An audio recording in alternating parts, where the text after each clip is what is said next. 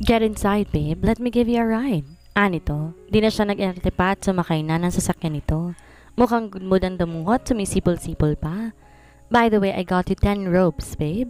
Nito at nanlaki ang mata niya. Dami naman nun, dumuho ka pero salamat. Nakangiti niyang usal. You're welcome, babe. Mabilis silang nakarating ng kanyang inuupang apartment at iniabot nito sa kanya ang 5 paper bag na puno ng roba. Nakalagay pa sa box sa mga yon. Umikot to at nagtungo sa likod ng sasakyan nito. Nabigla siya nang buksan itong BART compartment at kuhain doon ng 2 maleta palabas. Napataas ang kilay niya. Ano yan? I will live with you now, babe. Anitong nakangiti sa kanya. Ano? I said, I will be living with you now. Pag-uulit pa nito. I will be paying our rent now and every expenses. With this, I can ensure your safety and our unborn child. Napatrap na lamang siya. Bahala ka sa buhay mong damuho ka. Aniya at iniabot dito ang 5 paper bag. Nabibigatan kasi siya eh. Bitbitin mo papasok. Bubuksan kong kwarto natin. Wala rin naman siya magagawa pa, lalo na ang tigas ng ulo ng damuhong iyon. Ayaw niya na lamang na mangonsumi dito at baka mapano pang kanilang anak na nabubuo sa sinapupunan niya. Medyo makakatipid din siya sa upa. Naisip niyang binabayad doon at ipapadala niya na lamang sa kanyang mga magulang sa probinsya. Nauna siyang pumasok at sumunod ito bitbit ang kanyang mga paper bag. Binuksan niya gamit ang kanyang susi ng pinto na inuupahang kwarto. Nang mailapag ang kanyang mga pinadalang paper bag, lumabas ulit ito. Kinuha ang maleta nito.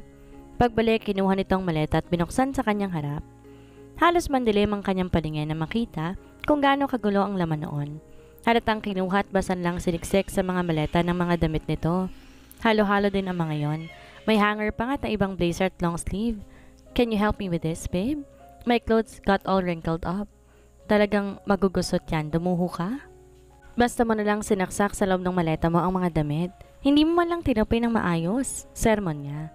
I don't know how to fold. Napaangot na lamang siya. Nagbihis muna siya bago kinuha ang kanyang plancha at ironing board. Naka-t-shirt at boxers na lang din ang damuho pagkalabas niya. Paplansyahin ko itong mga damit mong damuho ka. Binigyan mo pa talaga ako ng gawain? Reklamo niya at gumiti lang ang loko sa kanya. Sorry babe, inirapan niya na lamang to. Sinaksak niya ang plancha bago kinuha ang long sleeves nito at sinampay muna sa sandalan ng upuan. Ikaw ang bumili ng hapunan natin mamaya ah? Let's just go. Ayoko lumabas. Ang daming gamit mo na paplansyahin, dumuho ka eh. Aniya dito. Lumapit to sa likod niya at yumakap. I'm sorry babe, let me just make it up to you later. Hoy, damuho ka, edi mas lalo pang nadagdagan ng pagod ko? No, I will give you a message. Wag na't baka kung saan pa umabot yung masahe mo. Pagtatanggi niya rito. Ibili mo na lang ako ng pancake mamaya.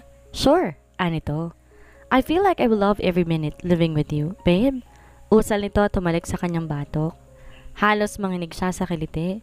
Umalis ka nga dyan, dumuho ka, may ginagawa ako eh. What time do you want me to pick you up, babe? Tanong nito sa kanya na iparada nito ang sasakyan sa tapat ng dating pinagtatrabahuhang coffee shop. Hanggang anong oras ka ba doon kay Marion? Tanong niya pabalik. I promise to be home by 5. Huwag mo na lang akong sunduin. Magta-taxi na lang ako pa uwi kasi baka 3:00 pa lang umuwi na ako. Aniya bago tumingin sa salamin at tiningnan ng sarili. Malawag din ang kanyang damit na sinuot upang di mahalata ang kanyang tiyan na nagsisimulang lumaki. Umuwi ka ng 5:00 ha? Baka naman magiinom ka doon ng alak. Napangiti naman ang damuho. Huwag ka magpapakalasing ha? Baka mamaya hindi ka na makapagmaneho ng maayos at mapano ka pa. Habilin niya dito. Just casual drinking babe, I promise. Anito't lumapit para mahalikan siya sa labi. Nagpaubaya siya sa mainitong mga labi at ibinuka ang bibig para mas maangkin siya nito. Kagaya ng palagi nitong ginagawa. Nagiinit at naghahabol ng hininga siya ng pakawalan. Just call me if you need me, babe. I love you. I love you too. Damuho? Aniyang nagiinit pa rin ng pisngi at labi na makababa ng sasakyan nito. Ihintayin niya muna ang tuluyang makalis ang sasakyan bago pumasok sa loob ng coffee shop. Napangiti siya ng batiin ng pamilyar na amoy ng kape at bagong bake ng mga tinapay. Pumila siya sa counter at umorder ng tinapay at ng milkshake. Binati siya ng mga dati niyang katrabaho at saglit na nangamusta.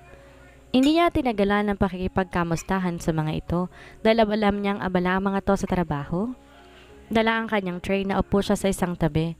Nag-text kay Sheen na nag-aaya ng pananghalian. Sigurado siyang mamaya pa nito yon mababasa. Kaya naman doon na lang muna siya magpapalipas ng oras habang naghihintay. Dahil walang magawa, nag-scroll na lamang muna siya sa Facebook habang kinakain ng tinapay at iniinom ang milkshake na in-order. Sinubukan niyang isearch ang pangalan ng damuho sa Facebook pero mga kapangalan lamang nito ang lumalabas.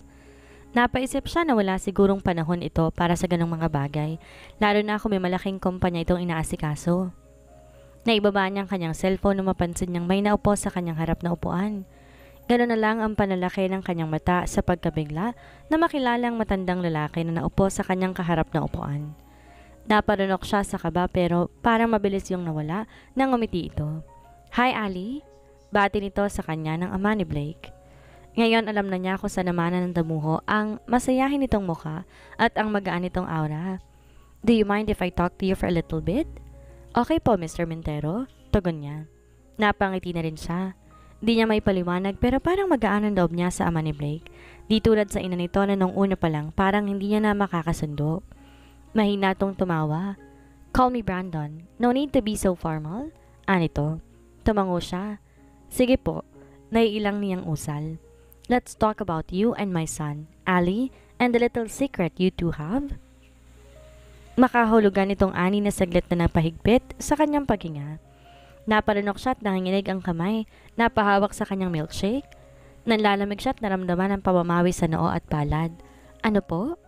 Nauutal pang tanong niya dito habang ang dibdib punong-puno ng hindi may paliwanag na kaba. Kinakabahan siya na baka may alam ito na tinatago nilang pagbubuntis niya. Nagsalin siya ng alak sa kanyang baso bago yung tinungga. Napangiti na maramdaman ng pag-init sa kanyang lalamunan bago binaba ang baso na may malaking yelo ng laman. "Your mom is running the company now." Habang iniikot-ikot itong hawak na baso. "She retained me as the COO but a lot of changes are happening. The company is actually resorting back to its old ways of things." Nagkibit balikat siya. He was already expecting that. They all never liked how he ran the company. They never liked how he embraced the modernization and the risk he took to put the company into new heights. They are about playing it safe. Nasa bahay siya nito ngayon. Partikular na sa private office nito. Na makarating siya sa bahay nito parang natataranta pa ito at may tinatago. Mabilis siya nitong giniya patungo sa private office nito para dun sila mag-usap. "I'm just glad that you still have your position." Simple niya na lang komento. "Well, it's not that nice to be called frequently in your mom's office for revision of proposal and report. A lot of the departments are having a hard time adjusting, especially those employees who entered the company under your administration. Soon they will feel the repercussion of not having me in the company. Though I don't like it because I feel bad for all of the employees who will be affected, I think it's just right for my mom and all those sharks to feel what's coming to them." Aniya bago mo ring nagsari ng alak sa baso at ininom yon. "Even though you are a pain in the ass?" Ali can relate. Nakangiti niyang pagsingit. Naguluhan pa ito nung una at napakunot ang noo bago siya pinukunan ng matalim na tingin. "Too much information, asshole." Gigil nitong usal na nagpatawa lamang sa kanya. He likes teasing his friend so much. He's so easy to make angry even with a simple joke. "I'm just kidding. I hate to admit it but the company is better with you." Napangiti siya. "I will be back soon. I just want my mom to come into her senses." Aniya.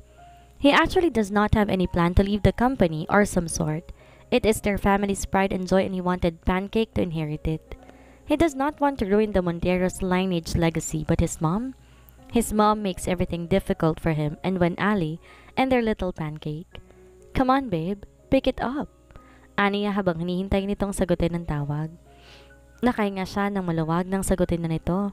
"Hey, babe." "Oh, damuho. Tapos na kayo mag-inom?" "Yeah, babe. Where are you?"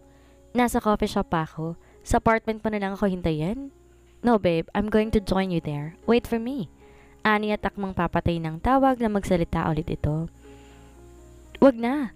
Bukod sa boses ni Ali, may narinig pa siyang isang pamilyar na boses. "Didn't you know that my son is that clingy?" Anas ng pamilyar na boses na tumatawa pa. Napakunot ang noo niya na makilala na boses iyon ng kanyang ama. "Are you with my dad, babe? What the heck is he doing there with you?" Sunod-sunod niyang pagtatanong dito. Wala siyang ideya anong sadya ng kanyang ama kay Ali pero wala siyang tiwala doon. "Wait for me there?" Pinal niyang utos bago pinatay ang tawag. Mabilis niya pinandar ang sasakyan. Pinaharurot yon papunta sa coffee shop. His dad is not as evil as her mom, but he would not take the chance, especially now that he does not even have a single idea on what is his dad's intention. Nang makarating siya ng coffee shop, humahango siyang pumasok sa loob. Hinanap si Ali. Mas lalo siyang nagit-ngit sa ines na makitang tumatawang kanyang ama habang kausap ang kanyang babe. Nilapitan niya ang mga to. "What are you doing here, Dad?" "Nothing, son." "It's a boy." Hindi niya na mapigilang mapaiyak sa halo-halong emosyon. Nanadarama pero namumutawi doon ng saya. Mahigpit siyang napakapit sa braso ni Blake at doon lumuha sa sobrang saya. Ilang buwan na lang hihintayin at mahahawakan na nila sa kanilang mga bisig ang kanilang munting pancake. Maririnig ang pag-iyak nito at mahahalikan. "We have a boy, babe." Masayang ani sa kanya ni Blake. Hinalikan siya nito sa noo at hinimas ang kanyang braso. Dama niya emosyonal din to pero tinatago lamang nito. Nakikita niya sa mata nito ang kakaibang saya at pagkagalak.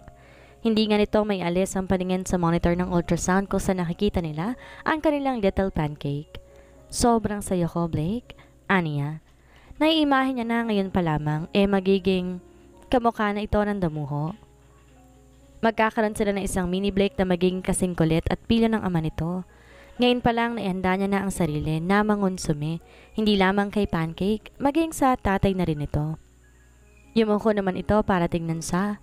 "You're gonna be a mom, babe?" Napakagat siya ng labi at napatango. Pumatak ang kanyang mga luha. "At magiging tatay ka na, damuho?" "Tama ito." Magiging ina na siya ng kanilang little pancake. Nahihirapan siya unawain ang katotohanan. Alam niya, hindi magiging madali ang lahat. Pero handa siya lalo at magiging kaagapay niya na naman ang damuho. "Magiging magulang na tayong dalawa," dagdag pa niya. Hindi man nila mapapalaki sa karangyaan ang kanilang pancake kung sakaling di man makabalik sa Blake sa nararapat itong posisyon sa kumpanya ng pamilya nito.